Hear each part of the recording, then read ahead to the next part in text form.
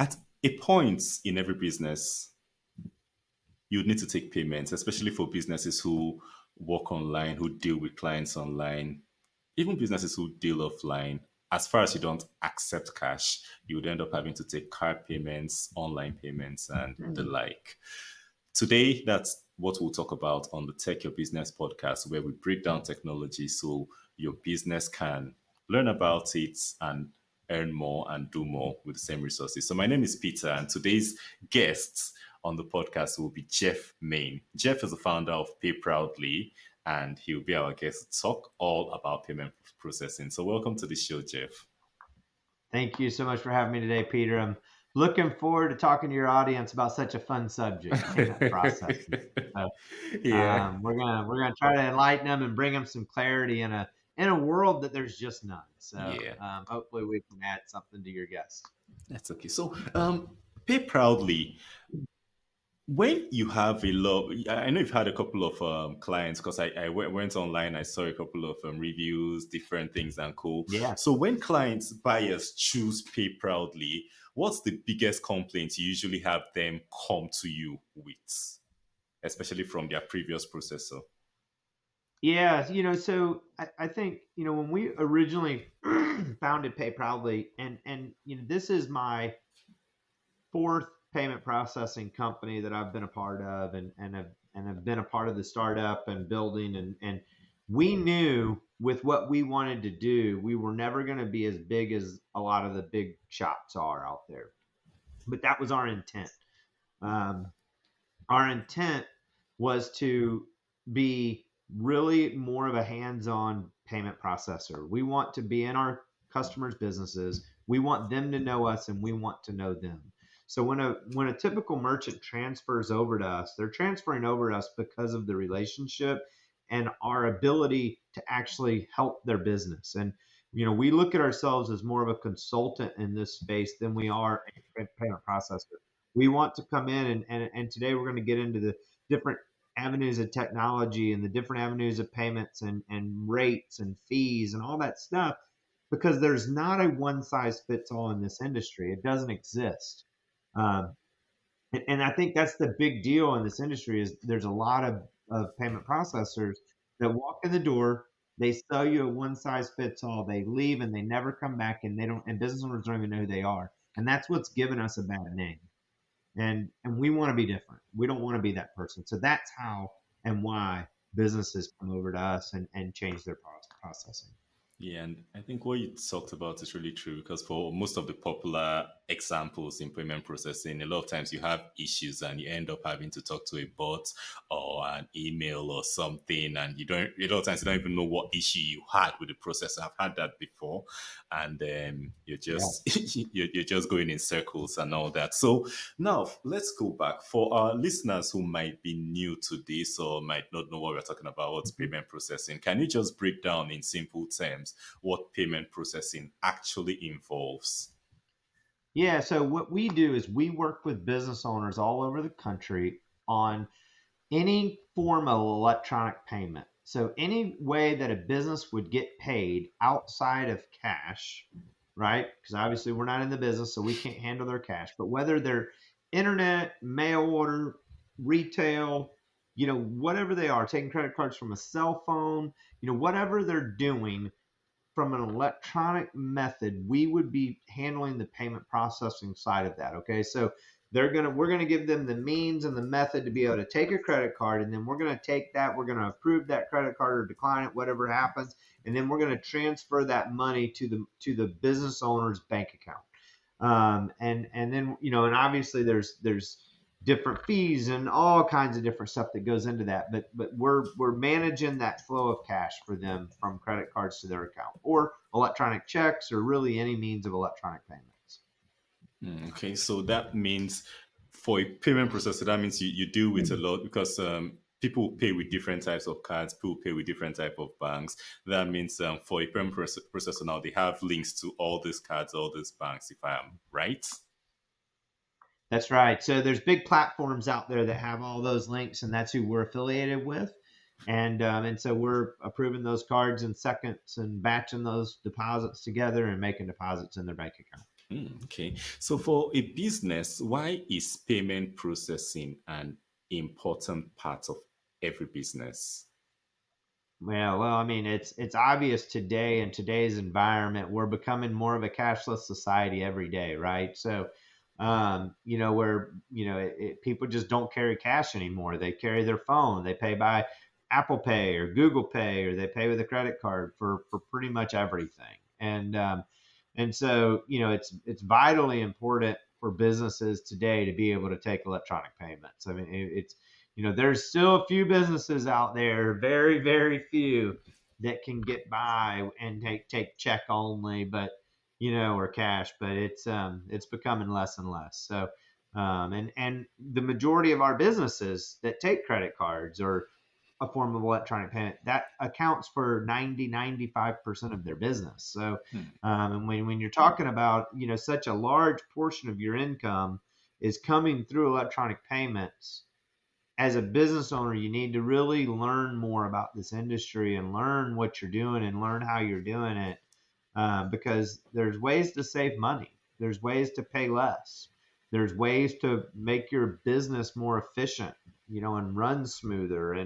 And there's a lot that can go into this industry that we can help businesses with if you have the right partners that are helping you set that system up. You mentioned that there's ways to pay less, and that just made my ears pop. So, Yeah, so absolutely. what are some things that indicate that a business might be overpaying for their payment processing? Well, I think there's multiple things ways we could answer that. But if it's something that, when we walk in businesses today and they say, we haven't even looked at this, we don't know who our person is, we haven't looked at it in 5 years, you're overpaying probably. This is something that you really, as a business owner, should look at every year. And it's something that even we touch our businesses quarterly, right? We want to touch every one of our businesses every quarter. We want to talk to them. We want to see how they're doing. And once a year, we do a rate review with them. And why wouldn't we do that? Because if I feel like if we don't do it, somebody else is going to do it for them, right? And so we're doing those rate reviews with our merchants, and we're looking at what they're paying and how they're paying it, and we're talking to them about their fees. But it's called fee creep, right? Fees creep up, and card issuing companies raise rates and things happen. And so we want to make sure that these businesses are set up for the best rate possible. And in today's environment with dual pricing, and where you can charge a cash price and a credit card price, or you can surcharge credit cards and not debit cards. And there's all this new technology that's out there that is compliant through MasterCard Visa. As long as you do it properly, we can help you with that. So we have businesses today that we eliminate their credit card fees. They're taking hundreds of thousands of credit cards, dollars of credit cards a month, and they pay nothing because we're charging a fee to use a credit card. And you can do that. And I'm not sitting here today and saying that that's for every business, because I don't believe that. But there's a lot of businesses out there that it is for, and it works great, and they don't have issues. And the more and more and more, we're going to see more and more and more of that. And it's and I tell people all the time, consumers are going to get used to it, because you know we pay an extra fee already if we pay for our gas at the pump. You have a credit card price and a cash price, and we've been doing that for years. We're used to it, right? Yeah. So all of a sudden, when businesses start doing it, it's going to take, there's an adjustment period, right? But everybody's starting to see it now, and people and the consumers are going to get more used to it, and it's just going to be the norm. But as prices are going up, business owners are looking for every way possible to put some money back in the business's pocket, and this is a way you can do it. It's out there, it's available, and it's something that every business owner should at least look at and know it's available, even if you're not interested in it, because one day you may be. And related to that too, and I think that point is really good, that doing the rate review every 3 months. But related to that, when most businesses want to start accepting payments online, they usually go for one or two of the bigger known names, and they start processing their payments and all that.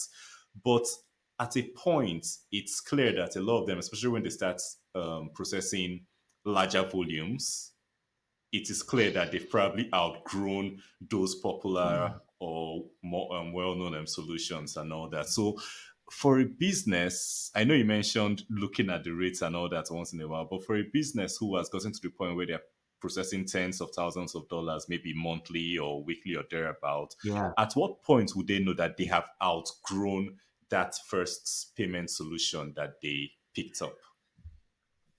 Yeah, so we tell people all the time, new businesses, start with the squares and the square spaces and those kind of things. That's a great option for a new business to, get your feet, wet and get your business up and going. And, we tell them at about $10,000 a month, we start having conversations. Once they're kind of over 20 is definitely time to, really be looking at making a change because of what the fees you're paying. And then we can start showing a pretty substantial savings. um, and a lot of these gateways are universal gateways, that we can integrate right into. So it all depends on how the websites are built and what's going on. But we do pay buttons on a lot of websites. We do work with a lot of shopping carts, but we're integrated to a lot of those because we work with a lot of the major gateways, that are out there. So it all depends on what they're doing, and how they're doing it. Okay. So another thing is we have businesses in different industries. You have them in probably you have the ones selling e-commerce, the ones selling physical things, the ones selling digital products and co. So are there any businesses that have to probably take maybe pay extra attention or anything where when they have to choose their payment processor? Yeah, so there are certain businesses, if I totally understand your question right, that if they go with a certain point of sale system, they have to use that. They're going to force them to process payments with them. And when you get really vertically driven, right? If you're going with a software that's built for a certain vertical, a lot of those softwares say you got to use us for payments because they've all found that they can make money on that, right? And now I got you because you're running your business on my software and I'm doing your payments, and you really can't leave me. So I can increase your rates on your payments. I can charge you less up front for your point of sale. So I feel like you're saving money, but I'm going to charge you a more absorbent price on your rates and fees. And so I tell people all the time, there's a ton of point of sales out there that allow you to pick payment processors, that allow you to, that don't tie you into the whole, and if I'm a business owner, I'm looking in those directions because anything that ties me to certain things, they're going to overcharge me eventually. Okay, so I'm remembering an answer a couple of answers you gave where you mentioned the fees for credit cards being higher or different than the fees for having an extra surcharge apart from debit cards. So can you go a bit into that? Yes. Yeah, so a lot of people don't understand payments and how they work, and and what goes on, and they you get these credit card statements and there are all these pages and all these different fees, and I will touch on that while we're talking about it, that we've built and have a completely AI generated proposal tool, right? So we can take those statements and we can load it into our tool and it can read all those different lines of all those different categories. And so we can give a apples to apples comparison for any business within within a minutes, and send that back to business owners. And and we encourage all your listeners to send us a statement and let us do a proposal for you. And if you just take that proposal back to your current processor and get a better rate, you can do that. It doesn't cost you anything. We'll do it for free. Of course, we'd love to have your business and we'd love to sell you on why you should do business with us, but we'll give you that proposal. It's a free tool, and best case scenario for you is you save money on your rates and fees. Worst case scenario for us is we give it to you and you don't do business with us, and that's okay. That's absolutely fine.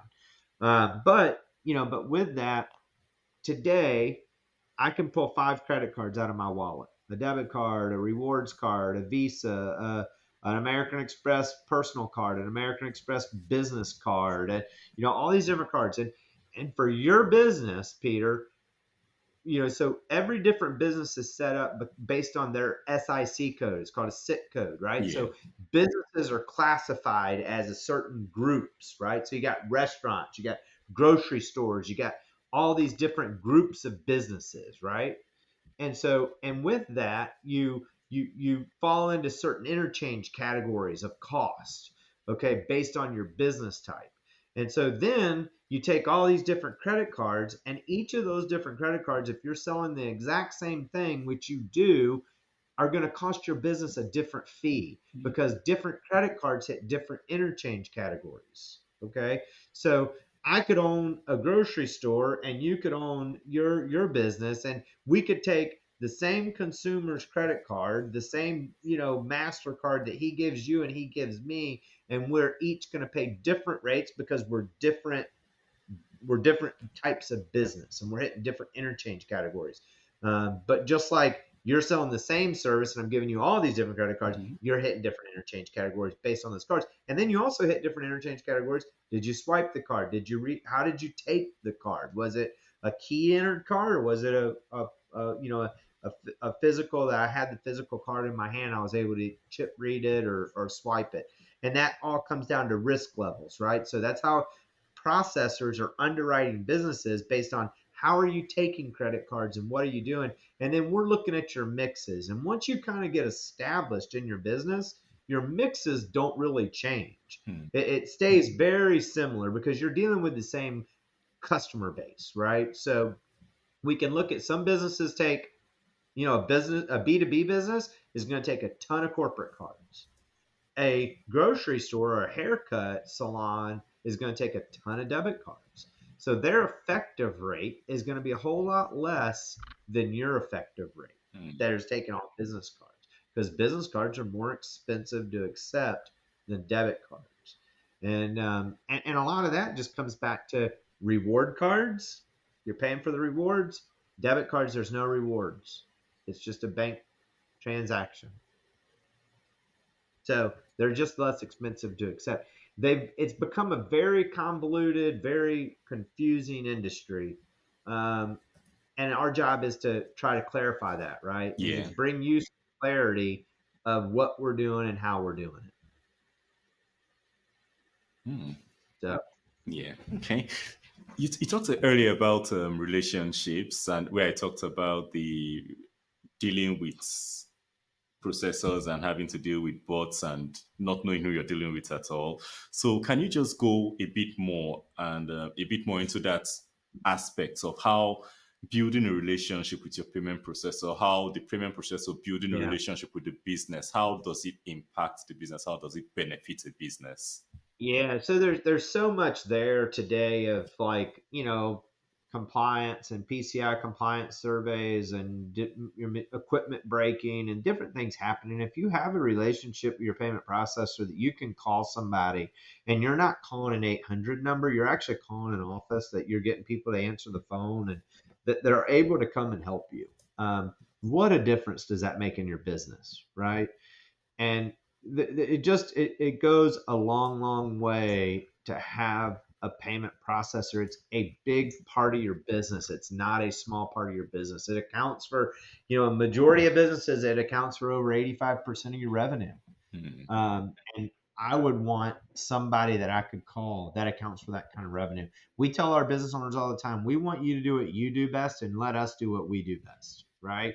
Um, what we do best is we fix your problems. If you're not up and processing, it's as important to us to get you back up and processing as it is to you. And we're going to do everything in our power. And if you've got to call an 800 number and sit on hold and do all this stuff, we're going to be there. So that's the difference. We're gonna answer the phone. We're gonna do what we need to do. We're gonna get you new equipment. We're gonna fix the problem. So it's just super important, in my opinion, that you know who you're dealing with and you have a relationship with that company. Company, yeah. So, what sort of businesses does Pay Proudly serve generally? Yeah. So the majority of our businesses um, are privately owned companies. We have businesses that process from $5,000 a month up to over $1 million a month of credit cards, right? So we kind of go all the way around the realm on that. we're heavy in retail, we're heavy in restaurant, we're heavy in we do a lot of service oriented businesses like your home services and things like that do that need the ability to do credit cards on cell phones, and we do a lot of web stuff, with payment pages and different things. We're really heavy in dental offices because we have a full integration into all the major dental software companies. And so we can come in and we can integrate to their softwares and make their payments go and save them a lot of money in rates and fees.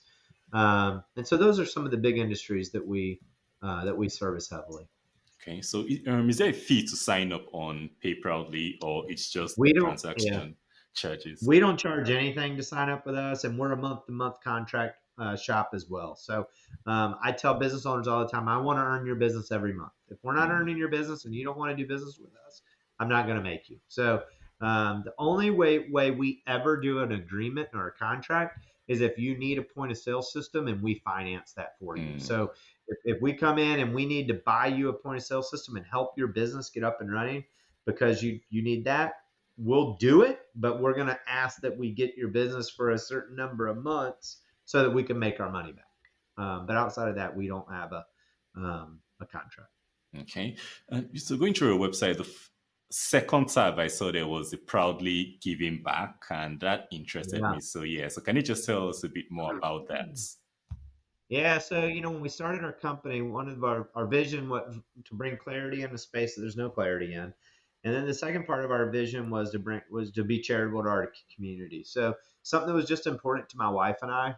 We've been blessed and been had successful businesses and have built good businesses, and this was one that we wanted to start giving back from the very beginning. We wanted it to be in the DNA of the company, and so we take 10% of all of our revenue and we put it into a charitable giving account, and we give back to charitable organizations that are important to our business owners, right? So we Mm, ask everybody, what's important to you? Everybody has a cause, has something that's affected them, whether it's cancer, it's animals, or it's just the town center that gives food out or whatever it is.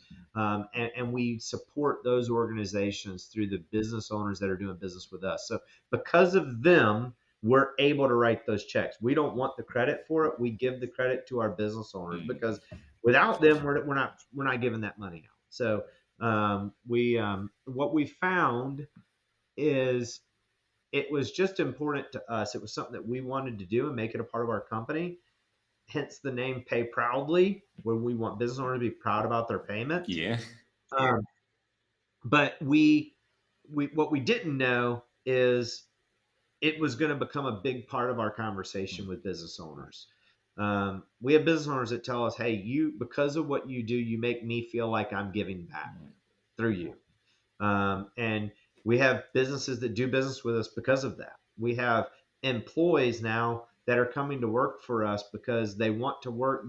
The younger generations want to work for businesses that are supporting the local community. It's a big deal to them, and so they want to work for companies like ours.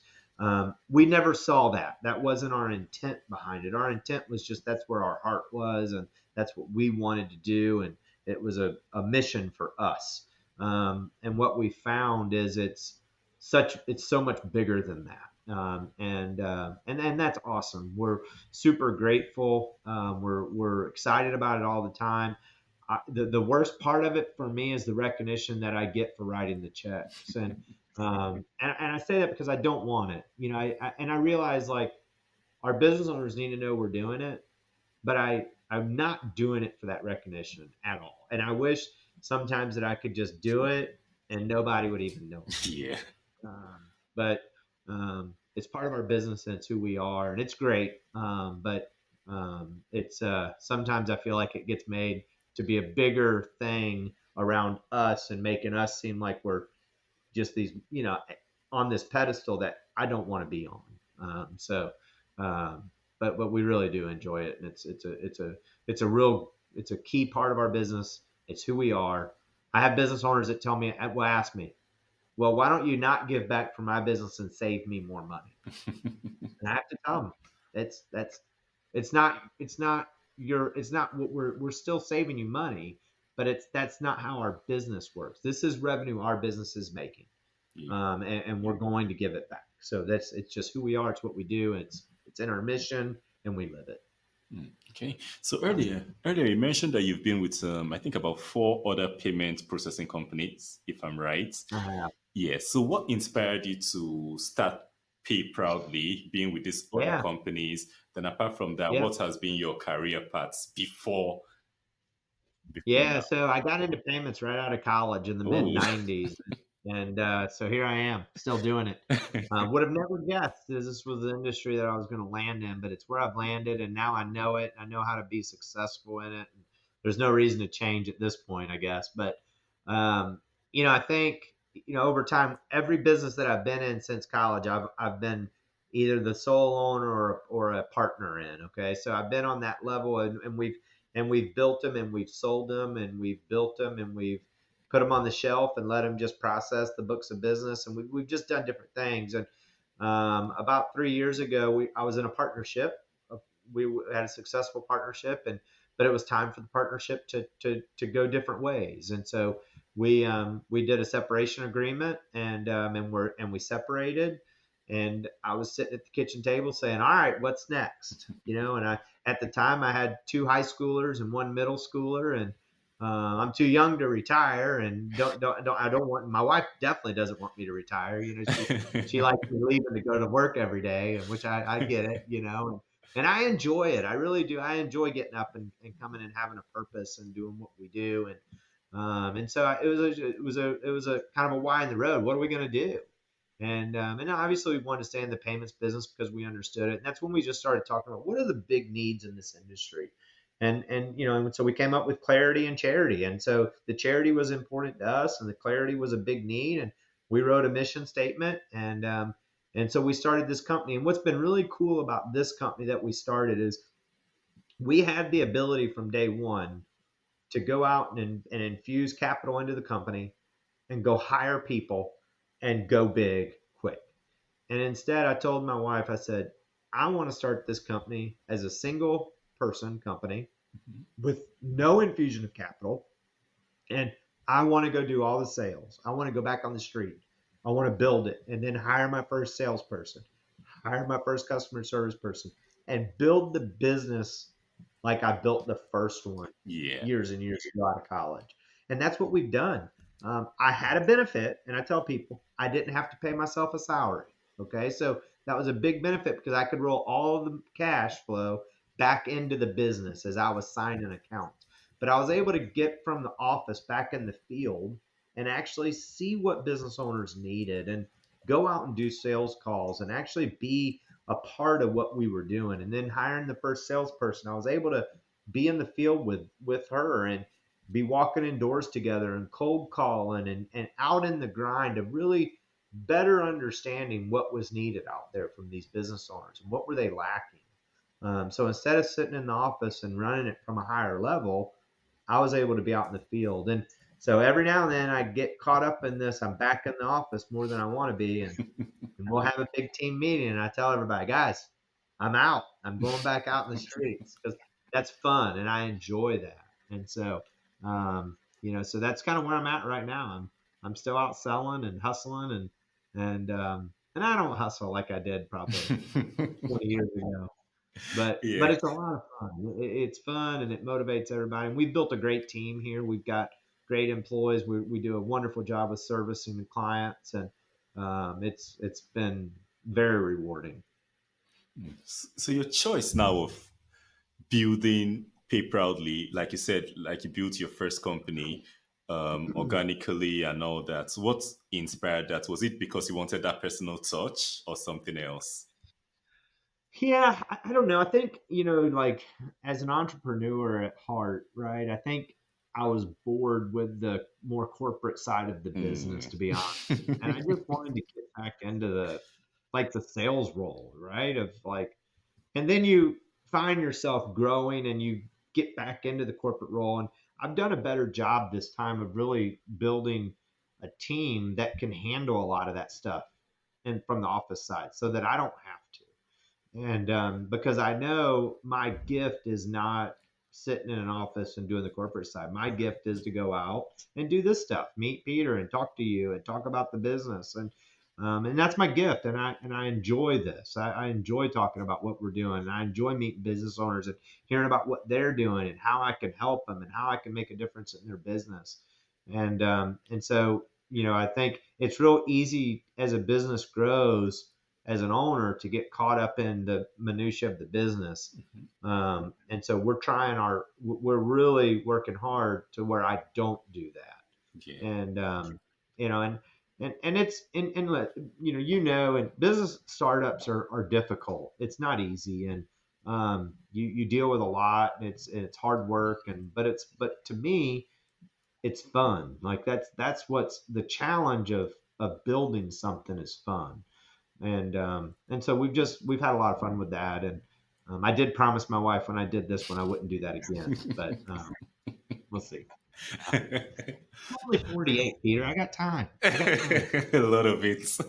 And I think I agree with you on that point of I too hate admin. I hate just sitting down and just doing routine things. I like the problem solving. I actually like when things break and I have to walk through them and figure them out and all that. So I think because I've built a couple of things, and when I get to the point where everything just gets routine, I honestly get very bored, very very Yeah, bored.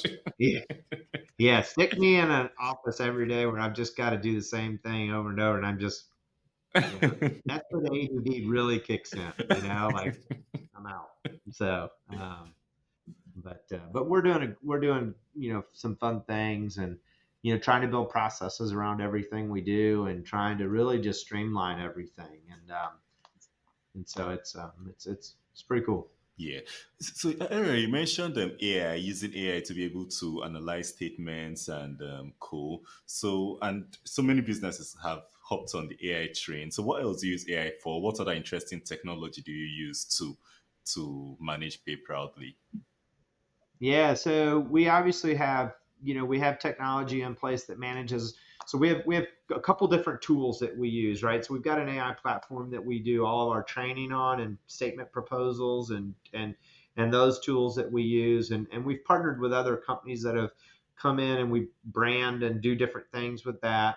And then we have our internal CRM tool that manages our current customers, right? Just who, once a business is signed up with us, that we can log into and see payments and processing and returns and chargebacks and everything that we need to see with those merchants that's going on. And then, when we get paid, we can, that we can track residual processing and profit margin, and all of that. We can do all of that in the internal system, right? And then we have our lead generation system, and we actually just use Pipedrive for that. And we've chosen to separate them because we don't want all of our leads to be in our internal system. And we could do it in our internal system, but we like as a company to keep it separate. That, hey, this is our lead tool. This is what you're going to use. This is where all of our emails live, and everything that you need to do on how you follow up and what you do. But once a merchant becomes a merchant, it's going to come into operations, and it's going to come into this system, and this is where it's going to live from now on. And so that's how we've chose to do it here. you know I am, there's a lot of phenomenal technology out there, and there's different ways for business owners to get involved. Like you can. I've been on the roads of the paths of hiring the guy to write it all and to own it all and to do it all, and I've been on the path of find the best software that works for you and just buy it and use it, right? And to be honest, I find this path over here a whole lot less expensive than trying to develop it Yes. and maintain it.